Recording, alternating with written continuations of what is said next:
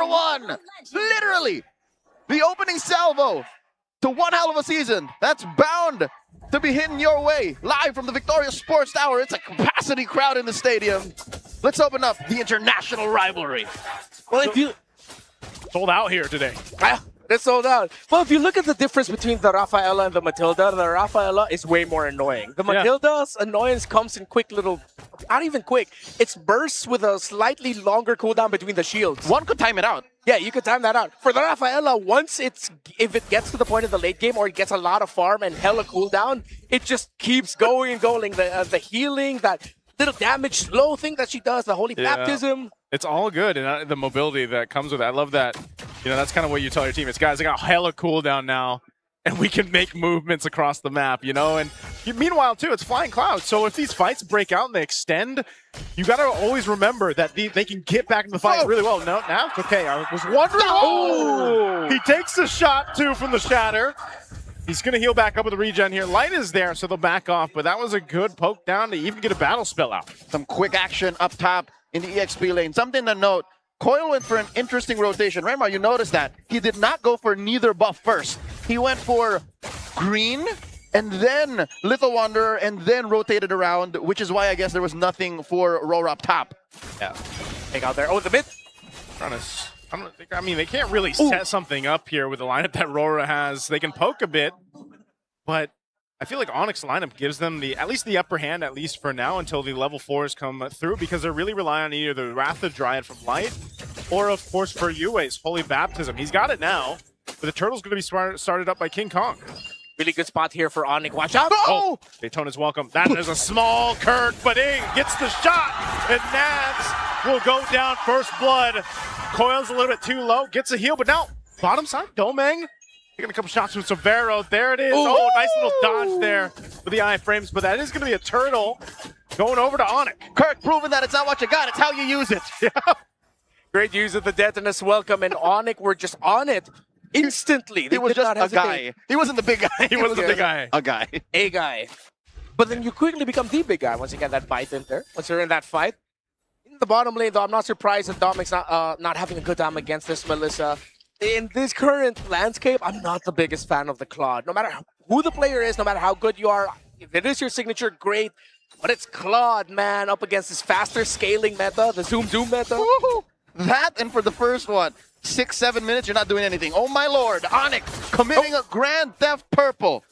Oh man, it kind of, you got to remember, I mean, you highlighted this coming into the match, Leo. You said, you know, you got so much vision and utility for Onic. Well, that's something that Novara does for you. You know, you can shoot from afar, you can provide vision with the Astral Echo. There's just so much you can play around here. It's a miracle that Onic are just 500 up. Yeah. I could have sworn they were going to be like 1,500 up after the first turtle. They are still getting a farm. Still 3 minutes in at this point. This is a good lead for them. Yeah, that's, again, going through this. Okay, don't miss the action, by the way, starting August 25th. We have more of M8 coming for us. That's next Tuesday. MDL Philippines Season 8 starts. Why are they putting so much pressure on Nats? Is he the ticking time bomb? He's the guy. He's the Balikbayan. Well, he's one of them. Not even that, though, because I think that's just how much they don't care about the Claude at this point. They're like, even if it gets to the point where he gets to farm up okay, and I think Severo's giving them the information, this dude barely has any farm. You guys are fine. Just go to Nats instead. I got him in a chokehold. Yeah, he's all good. Nats, on the other hand, maybe just focus on that. Yeah, because without Nats, you're stuck with a Belleric, you're stuck with a Rafaela. If the Alice can't make an impact, there's not enough time to buy for Claude or maybe even for Coil to do a little bit of damage. It's an awkward spot for Aurora. Their timer comes way later into the game. Okay, but they seem to be saying the time is now. As for the second turtle, they're first to the scene. Well, they're going. Daytona's welcome used as jumping in with the gleam. Finds that stun. Now King Kong will be able to get the turtle. Yeah! Fight's going to break out anyway. They're going to chase down Aurora here. They just have to disengage, but they can't escape. Super Prince landing the shatter. Brilliant flicker along with a welcome by Kirk. Oh, they want to take this orange buff too. King Kong taking some damage, but he can guiding wind out. Man, Super Prince is just covering fire. They took Coiley's lunch money again, right in his face. And when you shut down the explosive jungler of the opposing team that needs him to pop off at this time, then you will ride into the sunset with a victory. Skypiercer picked up there by Coil, but Onic has the lead, and it's going to be tough for Coil to chain kills together to turn things around. Onic might be able to win this sub 14 minutes. If it goes past 16, then it's Aurora's time. But in this modern meta, that's way too long. Yeah, it's the timers have changed a bit through this meta, and you can just see already Onic. You know, we talked about the 500 gold lead they had earlier. Now it's ballooned up to 2,000. They're looking to take down this bottom turret. Circling Eagle used up. Pushing Domeng off. And that's an easy turret taken out for Onic. You gotta watch out for these shatter shots too. From a distance now, Domeng. He's gonna get really low here. Again, Super Prince lining it up. Domeng just wants to go back to base, but look at Super Prince. They're not letting him. And that's the right call. They are stepping on his neck right now.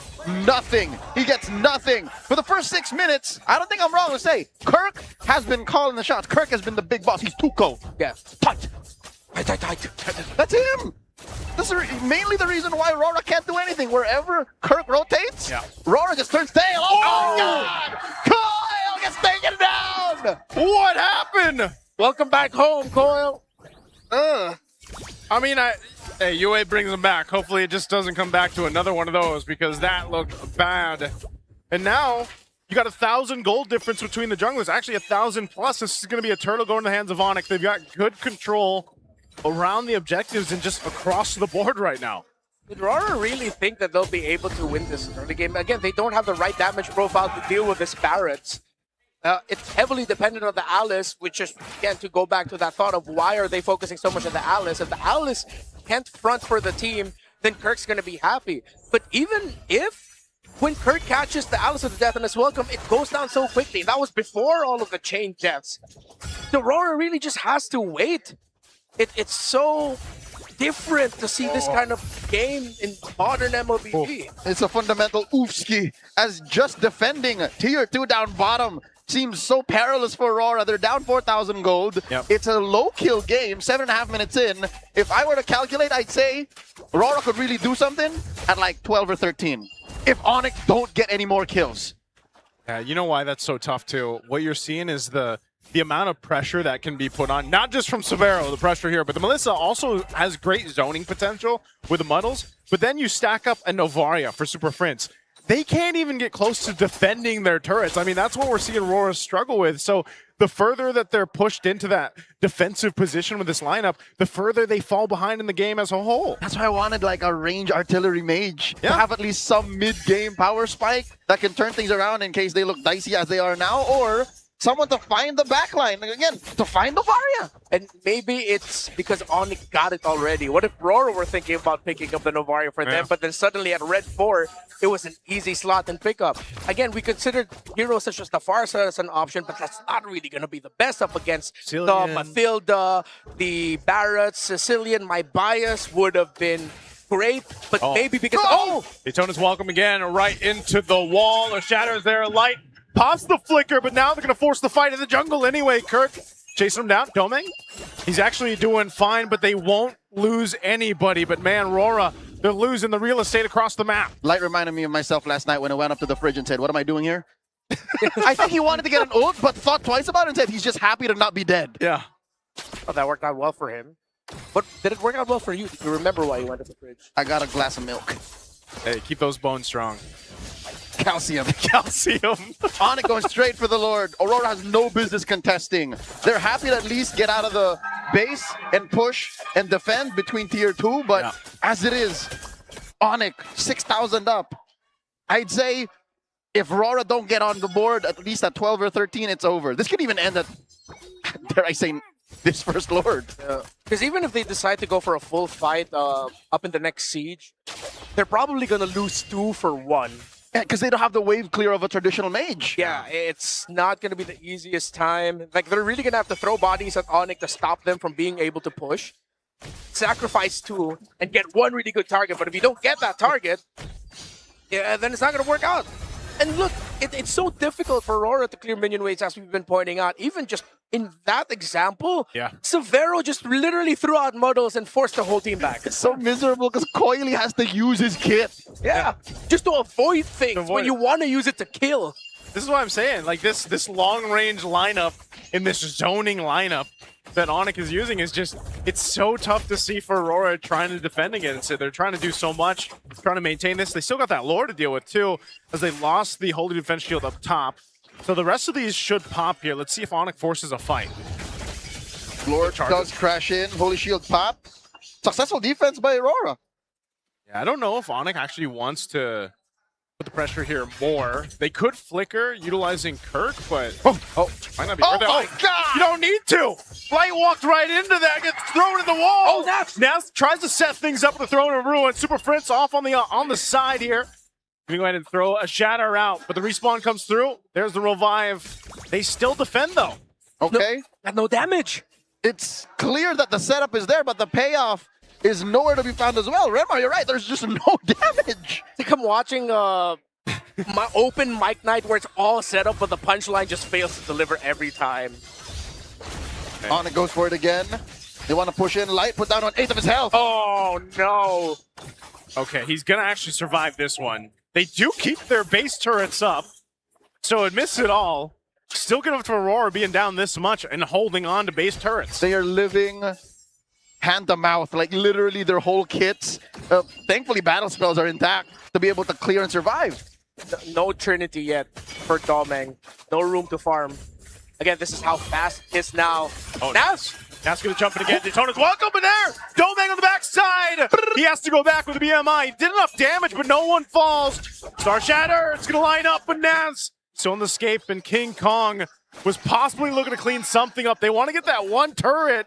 There's still 1 HP on it. Too much sustain on that Melissa. Yeah, at this point, it's a late game Melissa. It's Trinity. It's not the one with the Haas Gloss and all that. It's just Fighter Emblem, and that's how much health you can regain. Well, I mean, it has a Malefic gun. Severo isn't even their problem. Yeah. Severo is, if we can get to him, sure. But them getting a kill is a miracle as it is. Second Lord has spawned. Aurora still so far out of the woods. I don't think they should contest. Maybe they should just wait. Maybe defending in their base is their last chance. I'd say use the turrets, punish Onic, stare down the barrel of a 10,000 gold lead, and hope for the best. Yeah, I saw them place themselves around this lord, and I was like, I don't know if you want to do that. You're down 10,000 gold. Better to continue to farm up. Remember how we mentioned earlier on, too, they needed, what did you mention? Past the 12-minute mark. Well, they've gotten at least here. If Onic hasn't died yet. Yeah. Or if Onic hasn't got more kills. But look, Onic scored, even threatened to push down bottom. Yeah. So I'd say you push again another 2 or 3 minutes. This defense is going to be really rough for Aurora. Even if they can hold on, they're probably going to lose 3 or 4, and then Onic can just end it with the next wave. But maybe this is what Aurora decided to play into. Maybe they knew this is how bad it was going to get.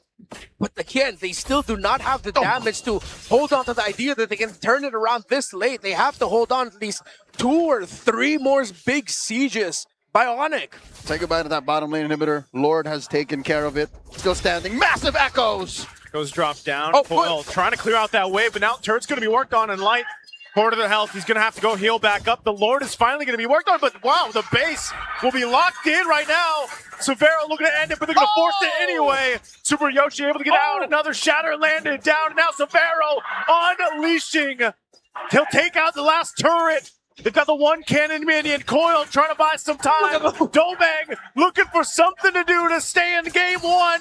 But there's too much damage being overloaded. And Onic looks to take it out. He pulls out the minion wave, but now they can just lock down. And Onic will take game 1.